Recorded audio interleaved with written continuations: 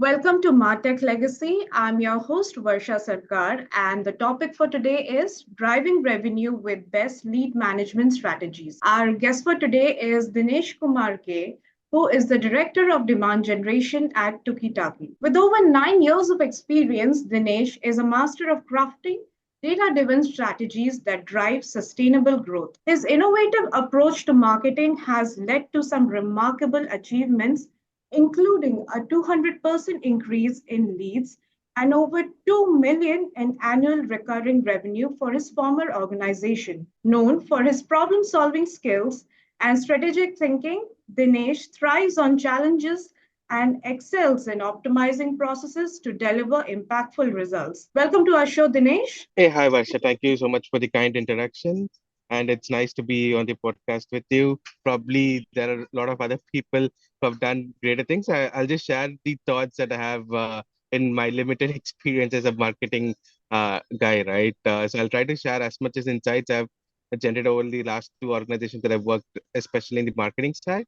And hopefully people find it useful. Definitely, definitely. I'm pretty sure by the end of this call, we would have gotten that much more knowledgeable in the subject. We would have got to learn more from you. So, starting off, Dinesh, can you share a lead management strategy that has been particularly impactful in driving revenue for your company? All right. So before I just start that, right, I want to set a little bit of context on how these lead generation strategies are going to work out, right? Mm-hmm. So the average recurring revenue for these organizations or the typical deal size tickets that we work on are like 100, 200K minimum. Mm-hmm. So those are the minimum cycles that we have. And some of the factors about closing an enterprise account, right? Since I've seen the marketing side, I've seen the sales side of it. The key thing here is the time because if we are, let's say, if we are going to sell a CRM solution, something, it is easy for you to give them a trial of the software and then you can move them into a sales cycle. But what happens with an enterprise account is that it is not about keeping one stakeholder happy. Mm-hmm. Typically, in any sales, we have about four or five different stakeholders. It Right. can be one of the key makers are going to be the budget owners. Then we Mm-hmm. have the user groups. Then we have the IT infrastructure teams. Then we have the business operations team. Because the both the solutions that I'm trying to sell and both the organizations cut across different teams. Right? It's not focused on one team. It's going to be cutting across different teams, ranging from application owners to database administrators to business owners, even the C-level people, right? So it doesn't Mm-hmm. impact across the organization and it impacts across technologies. It is not about I'm trying to sell a solution that works only for Oracle in the legacy or the Snowflake, right? It is Mm-hmm. going to cut across different technologies. So that is a key context, right? So the when you're looking at the enterprise accounts, we'll have to take into account what are the different stakeholders that are going to be out, right? Mm-hmm. It's not going to be one or two ICPs at any a given point in time. We are going to be looking at about four to five different ICPs that we'll be pitching a solution to. So that Right. is the first basic thing that we'll have to work on, right? So the the foolproof solution again. I am going to answer that question slightly longer. The Mm-hmm. foolproof solution to having a very good marketing strategy drive demand, right? The Mm-hmm. first step is going to be defining who your ICPs are, right? Def- So in my current org, so since we are going to target the CFOs or mm-hmm. even the business owners, they are going to be the budget owners and Mm-hmm. the key people who are affected by it or the user group you're going to call it are going to be the compliance heads who are required to keep the compliance of the organization in the top notch. And Mm-hmm. you have like people like MLROs, you have people like AML experts and AML specialists and head of AML and everything, right? And then you Right. have the operating, depending on the corporate structure, if it's going to be a big bank, then they report into different business heads, Mm-hmm. and then it goes into the CEO, right? So business Right. head becomes the decision maker, the budget owner, whereas the people who are going to actually use it are going to be the compliance officers and everyone. But Mm-hmm. people who are going to implement are going to be more like the IT team, right? Because they have Mm. to share the data with us, and with that data, we'll have to probably engage with those teams to create some data models that work for the compliance team, right? So Right. on a high level, at any given point in time, we have about three teams, right? Mm. Apart from the decision makers, even let's say if they're going to onboard the software, there's going to be an infrastructure team, because what happens with this type of an sale is that you're trying to sell not just the software, but you also have to sell associated products Mm. like infrastructure and everything. So clientele is going to make a business case, right? They have to Mm. get different approvals. So that is one of the key showstoppers in signing enterprise deals. Right. So that is one of the major reasons why typically in the industry average is about 9 months or to sign like a $500,000 deal, right? Minimum 9 months. And the one other key component that we are also missing is the contracts team, or the legal team who's going to sign the contracts.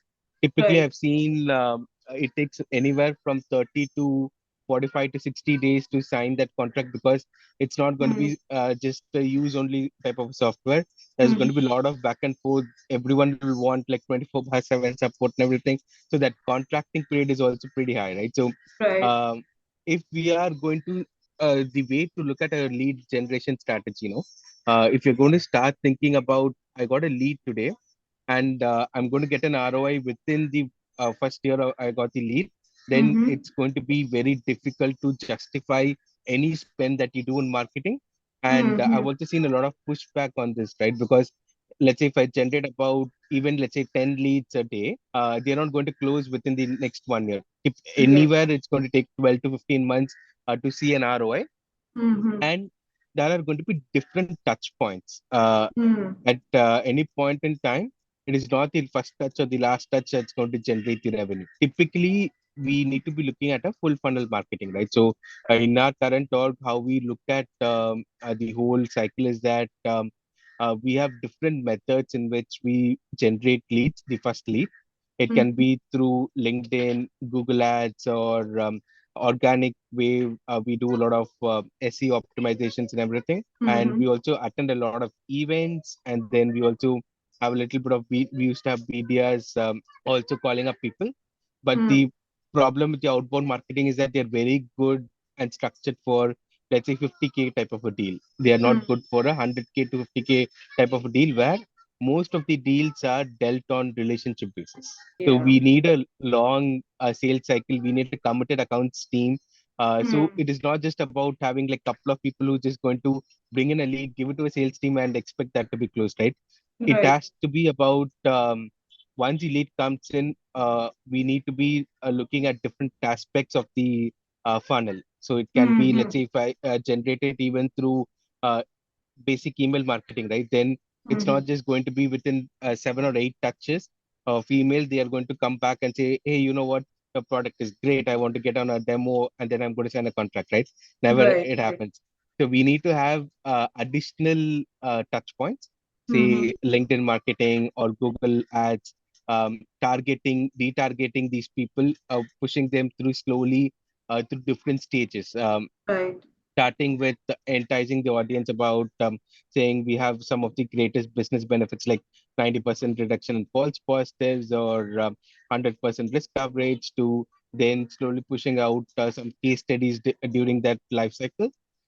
And then once they become warmed up, right? Now that they know about your brand, they know about who your company is, we go into actual selling, right? Okay, there's group Mm-hmm. 7, 8, or even at least 5 different teams, right? So not everyone Mm-hmm. is going to be on the call for the same time. So we give them videos to push them into the next stage of cycle, and it keeps going on, right? So we have to Mm-hmm. look at it a full funnel marketing, and obviously there'll be drop off at different stages. So that's Right. where the marketing team has to work incoherently with the accounts team or the sales team, Mm-hmm. where we have different strategies of lead nurturing. Lead nurturing is Mm-hmm. a key component in pushing a deal from, let's say, marketing qualified lead to a sales pipeline, right? Where it is Right. very close to signing.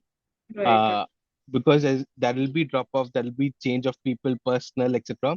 And it is important for the marketing team to be hands on throughout the Mm. sales cycle. It cannot be like we generate a lead, a sales team, please take over it. It doesn't happen that way because sales are very focused on closing, let's say, deals in the next 3 to 6 to 9 months, right? Because they need to Mhm. drive revenue to the organization. Better way of looking at it is going to be seeing a sales and marketing team coherently work together and Mhm. do a full funnel marketing, starting from Mm. generating a demand to managing that demand.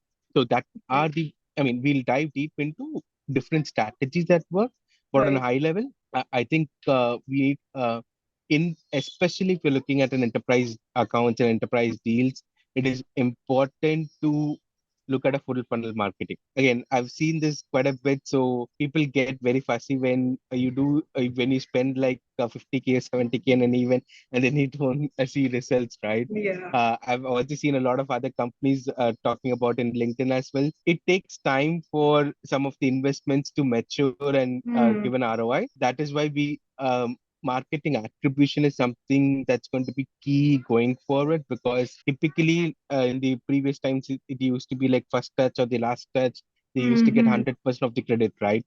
Nowadays, it does not happen that way. So we need to be looking at, let's say, a W shape attribution or U shape attribution, depending on the company or inverse J also, it works out. Um, so that way, we'll have to start thinking about giving different weightage to different touch points so Right. that each and every marketing touch point, be it LinkedIn ads, Google ads, Mm. or events or organic, right? So we do organic key in terms of maintaining the brand, right? Mhm. So we need to give at least not equal weightage, at least some weightage so that uh, that is an attribution to each and every touch point, because very rarely you get a deal, especially an enterprise account that comes through, let's say, a LinkedIn ad and then directly jumps into a sales pipeline and closes, right? That's like a dream. Right. It Right. never happens that way. Yeah. So I think we'll have to start looking at a full funnel marketing and then have a very good attribution model, right? Again, Mhm. what we have also discussed this internally in our office also, is that we are looking at couple of attribution models to see Mhm. which gives good credit or experimenting it out, right? Since Right. we are a startup, we want to experiment different attribution models to see, okay, now that I got something, how do I push it? And what are the attribution models that I need to be using so that it gives a correct representation to each and every work that's gone into bringing that lead and managing that lead. Yes. Yeah. So that's the overall context and overall thing that I would like to set, like uh, on a lead generation strategies, right? And I just Right. wanted to make sure the context is also good, because if you're going for a smaller ticket values, your whole Mhm. sales cycle is going to be different. So you Right. approach it totally different, whereas which is going to be enterprise, you have to approach it totally different, right? Right. So there Right. are different mediums that we'll have to do for the enterprise accounts. I'm happy to dive deep into what are the different aspects and different mediums in enterprise Mhm. deals. Depending on the stage of company, we'll have to do a kind of a marketing mix that works for the particular organization. Right. So when it comes to channels, which lead generation channels have you found to be the most effective for your current company? Okay, so the lead generation channels in our current company, right? So Google Ads does work out. It is just that we do get a lot of junk, uh, obviously.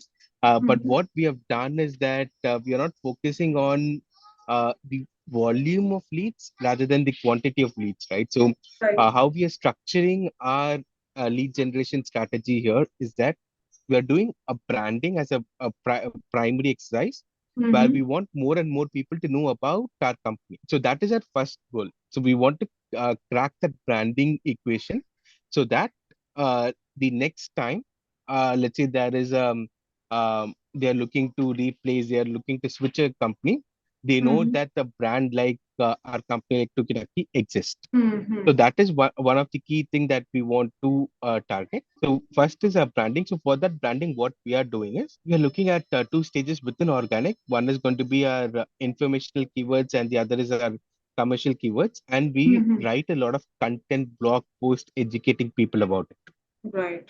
So we are doing that in a series. Mm-hmm. Adding to it, we are driving in website traffic through our Google Ads, Okay. targeting the specific regions that we want and the keywords.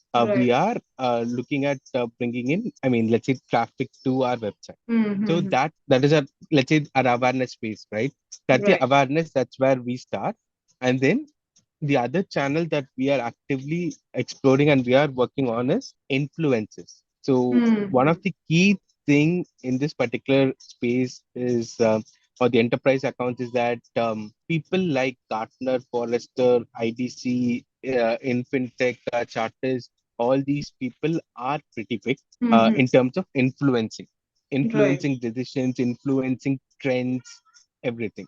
And it is Right. important to be on top of the mind for these analysts, because Mm-hmm. what happens is that there are two stages to it, right? You as a company, we apprise the analyst about what we are doing, what we are seeing, and everything. Mm-hmm. They also talk to the end customers, be it the banks like ICICI, SBI, or any other bank in the world, right? Those Right. people do talk to the analyst, and they Mm-hmm. also take recommendations. Okay, have this particular challenge, how do I solve it, and everything. And these analysts, at not that times, most of the time they will give a short list about three or four people or Mm-hmm. three or four vendors that you need to be going and talking to. So that is Right. a key thing that we need to target. And I mean, Gartner recently launched this Peer Insight. It's kind of it's not a marketplace per se. It Mm-hmm. is like review sites like Capterra, to an extent G2. Yes, G2 is yes. more of a Yeah. marketplace. Yeah. Um, but Gartner Peer Insights is more about like a Capterra where you have reviews about different products, and Mm. they have this voice of the customer that goes out every year for each and every market. If you crack it well, you have a chance where you can be in the top quadrant in the voice of the customer. So what Right. that helps you with that voice of the customer is also that it puts your brand on map. It says Mm. that Gartner says that I'm voice of the customer. That Yeah. has some value to it. With that value, what happens is that you get at least conversations going in your favor. Mm. At least Yes. people are interested. Okay, I understand your voice of the customer. At least let me see what is the value that you're going to bring to the table, right? So that is something that works out really well. So these influences are the second aspect of it, where it is important to be in, let's say, not a good term, but at least in top of your mind, so that you know what these people are writing, and they also talk about the different trends of what's going on, right? Okay, Right. this is how the market is shaping up. These are the people. This is what end customers are looking for, and that Mm-hmm. helps you to strategize what needs to be done and Right. how you need to be marketing it. So that's a second aspect that we're looking at, the influencer space. And the third aspect on the awareness stage that we're looking at is social media. So one of Mm-hmm. the key thing with social media is that I think a lot of people are talking about it, the dark social media, right? Where it is very difficult to attribute it, but people do share a good, let's say, good content, good Mm-hmm. products. For example, I see a lot of these AI tools that come up for marketing automations and everything, right? Mm-hmm. And most of it is through influencers or the key marketing people that I follow. And Yes. they talk about the different marketing tools and the AI tools that they talk about. It is a curiosity, so I go try it out, and then if it's good, then I have other colleagues try it out, and we Mm-hmm. buy that product, right? So that dark social is something. I mean, probably it's very difficult to track it. That also does work out. So Mm. we are focusing a lot on social media where we want to be present Right. in terms of in terms of what present is. I'm trying to mean is that we want to be talking about the key topics, and we want Mm-hmm. to make a thought leadership. We are not looking to Right. drive demand. We are just trying to increase our awareness and our subject matter expertise in this particular field in through our social handles. Yeah. So though that's where we are looking at the branding, and that's what we're focusing on the awareness stage, right? Because Mm-hmm. um, we don't want. I mean, we are very specific on our ICPs. We want only the large banks and the large fintechs type of a thing. So Mm-hmm. we are not so worried about the small startups and the small fintechs, because our ticket value is pretty high. Right. So Right. our awareness is more or less always consider tailored around the branding strategies. And Mm-hmm. once we have a branded, and we have like good quality leads that flow in. Then in the consideration stage, we have set it up in a way that we try to automate some of our demos in the initial demos where we give a lot of the video about the demos and everything so that they can share it internally and then uh, increase the awareness about the product within their user group so that when they come to a focus demo, it does happen that we do have to generate about 2 or 3 focus demos. And Mm-hmm. I mean, and the consideration is also something that my current org, the marketing team does handle, right? Like the qualification process. Right. The lead qualification is something that we handle. So we do look at different ways in, let's say, sharing those content out. And Mm-hmm. once they're interested, we get them into a call, we qualify it, and that'll always be drop off, right? It is Mm-hmm. eventual that people are going to drop off at different points in time. So what we have built is a strong lead nurturing strategy at different points in where they drop off. So what Mm-hmm. we do for those lead nurturing strategies is that we look at the type of the ICP that they are. It Mm-hmm. can be like compliance officer, it can be like MLRO. So depending on the ICP, depending on the company type, is it a bank, fintech, and we also the third aspect is also we also look at the history of what they've interacted with us, right?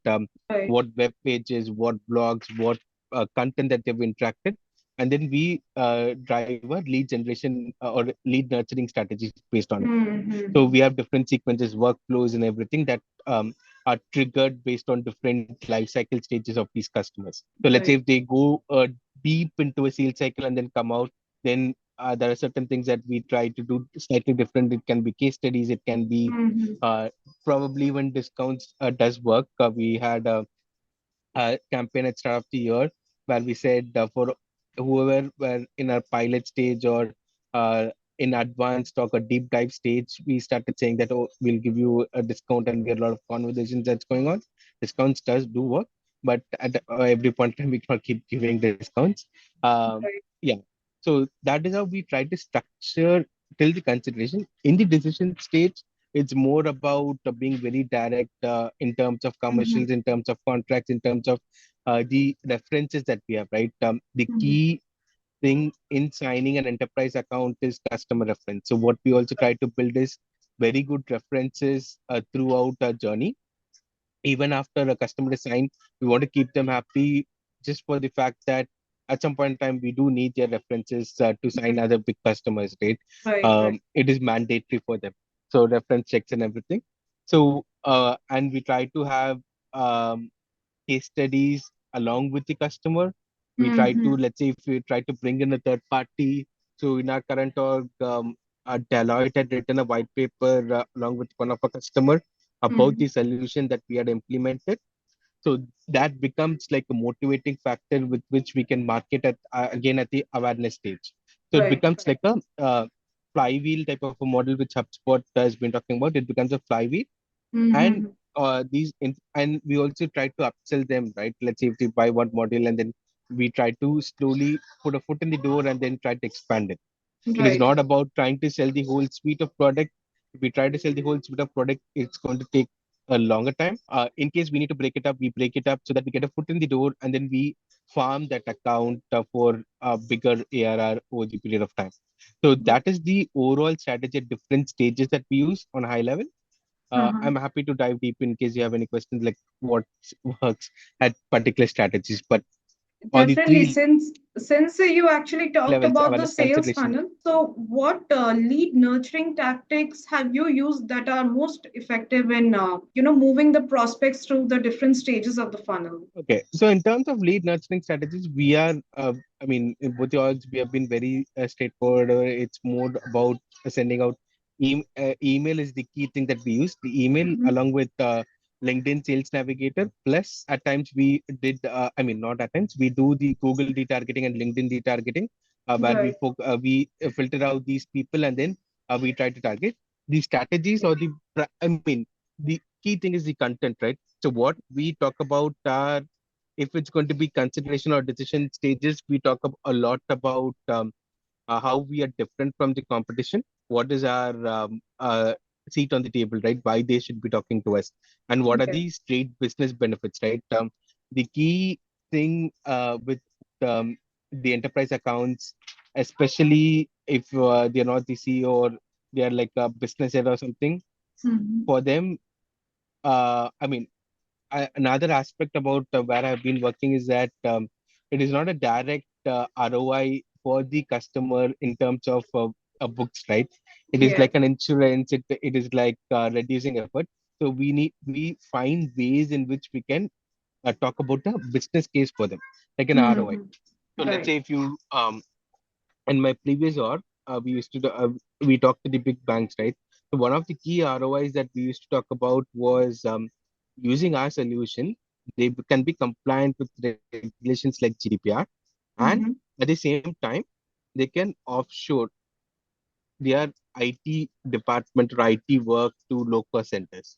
That can result in a business operations optimization, which can save them like, let's say, per person about 50-60% of the cost of having the person in the developed countries, right? Right. So that becomes a clear benefit, a business use case for them, and that attracts people to stay engaged. What I've also seen in my previous org when we did the rebrand, one of the key reasons why we did the rebrand was we don't want to talk about the product capabilities that Mm-hmm. everyone in the world would have more or less the similar capabilities, right? It is about the way you do it, how better you are, and everything. But what attracts the enterprise accounts is your business benefit, the direct benefits that they can receive as part of it. Even the current org, it's about saving time with the compliance team. For Right. example, one person works about 14-15 hours a day. We can help Mm-hmm. them reduce that efforts by about 3 to 4 hours on a day. That itself a big saving for them, right? That's a cost saving for them. So the Right. more you Right. talk about cost savings, the more you talk about, let's say, they get something better out of it. It can be something like new innovations that they can do with this particular solution that comes into the picture, then they would Mm-hmm. be more interested. So that's what we focus on in the lead generation strategies. We talk about the business benefits. We talk about why we are different than other vendors. Because let's say, when the enterprise account, when they say that they have to buy a particular software, the procurement team will come back and ask them, did you evaluate at least three vendors? That's a Hmm. minimum clause that every procurement team is going to have. So Right. it is important to position yourself as better than any other vendor throughout the sales cycle. Mm-hmm. And the key thing here is also that if before you get into a procurement stage or the procurement Mm-hmm. teams comes into the picture, you're good friends or you have built a very good rapport with your user group and the Mm-hmm. decision makers, then you can influence the RFPs that comes out from the procurement team, because the people who are going to write the RFPs are well known to you. So you Mm-hmm. try to influence the RFPs in a way that it structures for you. The way you do that is you talk about what is unique about your product, the business benefits that you bring in, and Mm-hmm. once the more you talk about it, the user group and everyone also starts feeling the same way, right? So they start moving or aligning it to yourself. So that's what we do in our lead nurturing strategy. So we talk a lot about business benefits. We talk about by implementing the software, Mm-hmm. what is the cost savings that you're going to get, how it's going to help your life, end of the day, Right. right? So we Right. talk, these are the main content themes that we talk about in different mediums. And like I told you, in the lead nurturing, we do use LinkedIn ads for retargeting, Google display ads for retargeting, plus emails and LinkedIn Sales Navigator, nicely orchestrated marketing arm that works out and it Yeah. works in the background, right? You keep Right. doing that, you keep driving them. So Right. once they see all these content, you see the case studies, you see the customer testimonials. Testimonials is another big thing that we need to be focusing on in our nurturing Mm-hmm. campaigns, right? Because it becomes like a social validation that whatever you are saying is true from Right. the person who's using your software. Social Right. validation is important at any, it can be B2C, it can be B2B. Mm-hmm. Social validation is important. People do want that validation that they Right. are buying the best software out in the marketplace, Yes. especially in a B2B enterprise, right? Because they are signing up a contract that's like 3 years or 5 years. They want to know Mm-hmm. that they're making the right commitment. Yeah. And it becomes a reflection of the budget owner's decision making capabilities, right? If they buy in or bring in a software that's not going to work, then their credibility gets hit. So testimonials are key thing. So these and then you structure it out, let's say, um, depending on how soon they have dropped off, or is it like 1 week they are not responding, 2 weeks they are not responding. You have different Mhm. teams at work, right? Let's say if it is 2 weeks they have not responded, it's kind of full for last 2 weeks. Then we re-engage, trying to start with what we're doing right now is that we talk about the business benefits, like for Mhm. 90% false positive reductions, etc. So that's what we talk about. And then let's say 3 or 4 weeks down the line, then we talk about the case studies and validations that is pertinent to the particular person Right. or the particular industry. So if it's a bank, then we talk about the testimonials from our bank customers saying that these banks are using us and they're finding so much of value in it. Mhm. So it keeps going on in that particular sequence. And we try to have at least 8 to 10 different touches. Then, Mhm. even after that, you don't have a good response or they're not engaging with you. Then we push them into, let's say, kind of a monthly touches Mhm. where a BDR of sorts kind of reaches out to them saying, hey, how are you? How are you doing? We just talked about it, etc. And we also send out like a marketing email where we say, okay, these are the new things that we have released, and this is how it's going to help your life better. So Right. it keeps going on in a monthly basis until they unsubscribe for it, right? And if it's like the long term, then we try to find other people. I mean, let's say even within the 4 weeks or 3 weeks, we do look for other folks within that particular organization that we can reach out to. We use Mhm. different databases and say LinkedIn Sales Navigator to build a lead and account map, and then try to reach Mhm. those particular people. So that is something that we keep building on. So Right. that is how we structure our nurturing campaigns, so that at some point in time something clicks with them, right? Mhm. And we try to cover all bases so that they have enough information for them to make that decision to talk to Right. us. And Us. the other key thing is you'll have to keep everything as uh, simple as possible. Hmm. Simple English, simple, and let's say not more than 100 words or something like that. Yes. It cannot be more than that. It has to be very straightforward. And what we try to do is we try to give them giveaways in terms of like a download this PDF or something which has more Mhm. information. If they are interested, they're going to open that PDF and read, right? And what Right. we're also trying, what I'm also experimenting right now is that as it, I want to see if people are actually reading a PDF or not, right? So Hmm. we are trying to host the PDF in a line, a link, and then we are going to look at the analytics of it, seeing if the Mhm. people are actually clicking on the link, spending time within that PDF, and where are they spending the time within that PDF, right? Right. There's a lot of tools that's come up in the marketing side, which can tell you in this particular case study, your customers are facing or using spending most of the time in this particular infographic, right? Then Mhm. it helps us to determine, okay, this type of content resonates with the particular audience that we want, right? So Mhm. that's when we try to build this up, and that also influences our content strategy. So Right. content is a key piece that we want to keep refining and Mhm. stay relevant. Right. Channels are going to be a finite number of channels at any point in time, right? Given the type of company. If you're a big company, you might have 10, 20, 50 channels. But if you're a Mhm. small company, you want to invest in the right channels, your channels are going to be limited or finite. Mhm. What stands apart is your content. Content Right. is the key to building your relationships out here. Yes. So when we talk about failures, you get to learn a lot from your failed experiences as well. So Yeah, have you had any lead management strategy that did not work as planned, and what did you learn from such an experience? I was talking to you about the enterprise accounts are kind of a sweet spot, right? Mm-hmm. Initially, what we thought, initially we did in my current org also, we had like a lot of BDRs. Hmm. And what we wanted to do was try to get these smaller accounts, let's say 10K, 20K, 50K type of an accounts.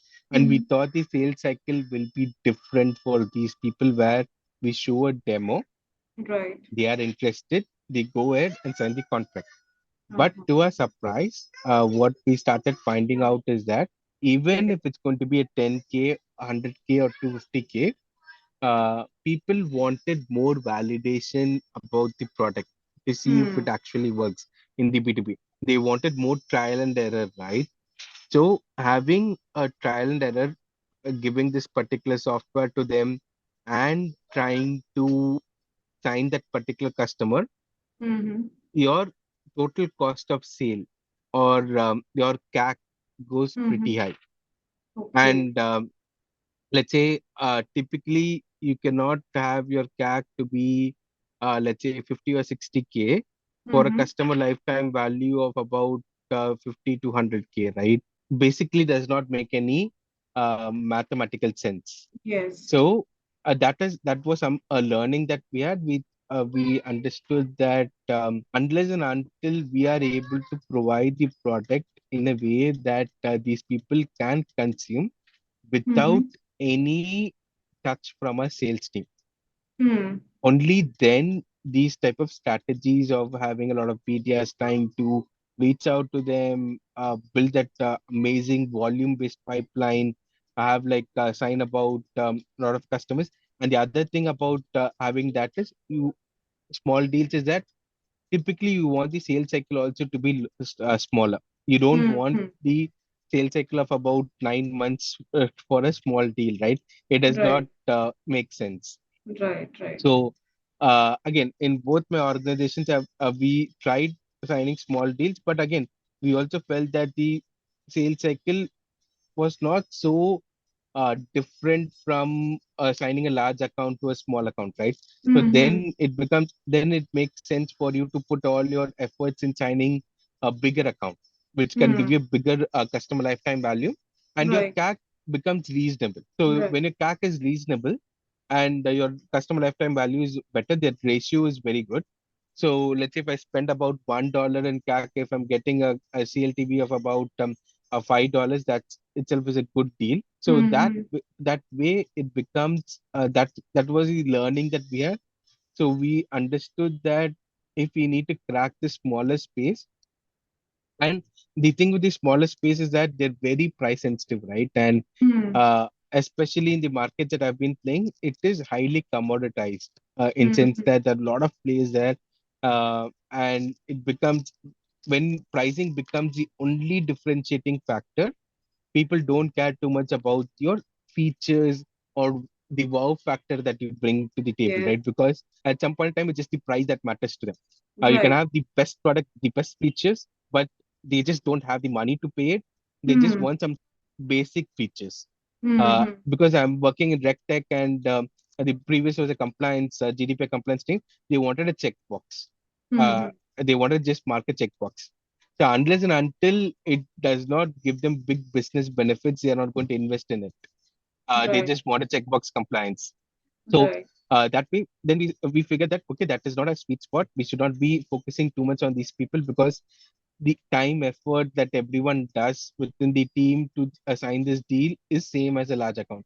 So Hmm. why don't we just spend our time just generating large accounts there? Right. So that is something that we are doing it right now. So that's something that did fail. It didn't work out the way that we wanted. But again, it's a learning. Now that we know, we are very clear on what we want as an ICP.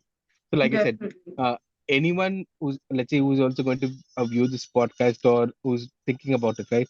It is Mm-hmm. important to define your target audience and Right. who is your sweet spot. And if Mm-hmm. especially if you're, let's say, less than 100 million in an ARR type of an organization, or 0 to 10 or 10 to 50 type of 10 to 100 trying to scale, it is important to focus on the customers that can convert for you, Mm. because very rarely you're going to get like you might have the best product that works across all industries, all customer Mm. bases, all customer. It does not happen that way. And signing, even if you're going to try and expanding into a new market, then again it becomes a difficult scenario to play that out. So it is Right. important to identify, okay, this is my target audience. These are Mm-hmm. the people that I want to talk to. These are the organizations that they are going to work in. Now, based on that, we need to figure out, okay, this is where these people are going to be present. The one other big channel that I didn't talk about was the publications, right? So one of the Mm. key things with that publications is that you have a ready-made audience. So Yes. let's say if it's a fintech, all these fintech newspapers and everyone, they have a ready-made audience where Mm-hmm. you can reach out to them just quickly because they're already subscribing to it. You just need to start advertising in a way that it captures attention. So that's it. Right. So that is also another big medium that people can think about. Again, it depends on the stage of the company, how much budget you have, Mm-hmm. and you'll have to start mixing it out. Okay, what is your primary goals? Right. So depending on the primary goals and your customer base, you'll have to start. You cannot do every channel at one stage. You'll have to Yes. pick a channel, make that the best channel, then Mm-hmm. pick another channel, then keep going with it, right?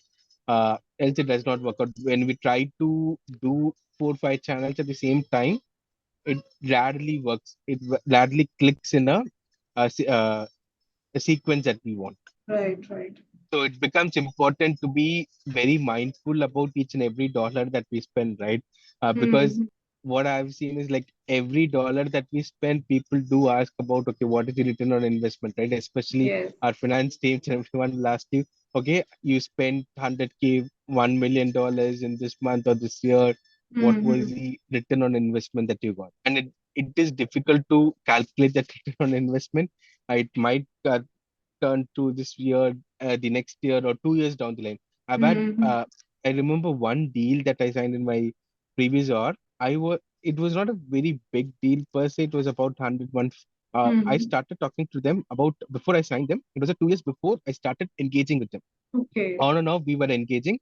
two Right. years later, that's when they signed their contract. So Oh, that years. was 2 years, two. 2 years. Okay. That's a pretty big timeline. In between, they had Yes. a lot of demos. We had to nurture them a lot, and then we'll have to bring in.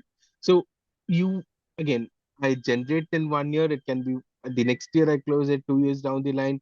Sometimes it does happen that 3 years after 3 years they do come back saying that I know I spoke to you in an event 3 years back.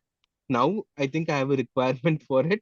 Can we talk about it, right? So it does happen that way.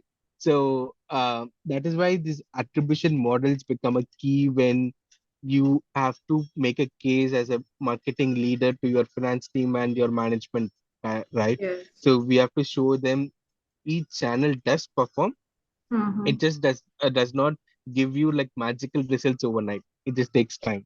So Right. that is a key thing that attribution is something that people have to start thinking about whenever they make their marketing plans and ask for budgets and everything. So Mm-hmm. attribution models does play a role, and it is important for the marketing leaders to educate. Okay, these are the attribution models, and explain each and every attribution model internally so that people buy in.